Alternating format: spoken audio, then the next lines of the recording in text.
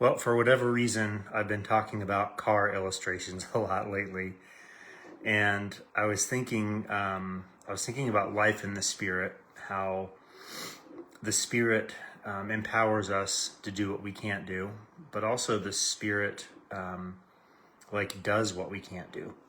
How's that sound? The Spirit does what we can't do. Whenever I have a car problem, the first thing I do is I look it up on YouTube and I ask myself, is this a project that I can do? Is it a project that I want to do? Do I have the time for it? Do I have the skill and the ability for it? And sometimes I do, and sometimes I don't. This actually happened over the last few weeks. My windshield washer light was consistently coming on in my car, and I knew there was something wrong with it. This wasn't anything new, but I knew that there was something wrong with it.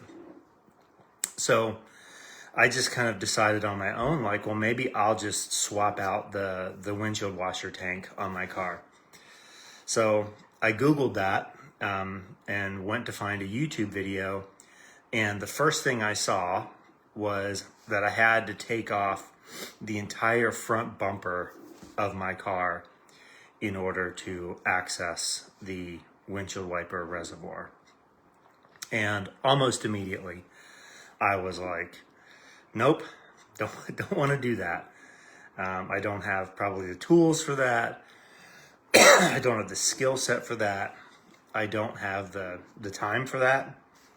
So I set up a time for a local auto shop to replace the windshield wiper reservoir on my car.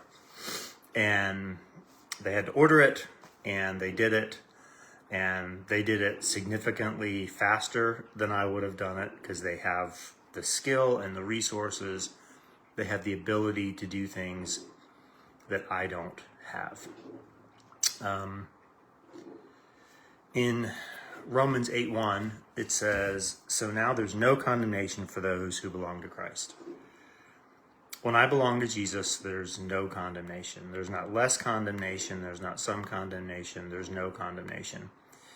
And I belong to Christ not because of anything that I've done, but because of everything that He has done.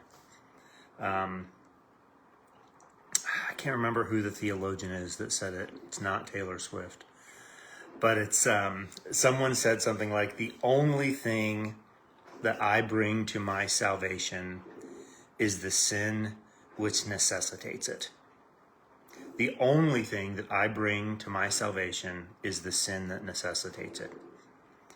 The only work I did to have the windshield wiper reservoir replaced on my car was drive it to the shop.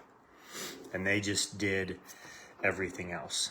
And it was really nice to be able to let that burden go. To know that someone else was in charge and someone else could take care of it and someone else handled it.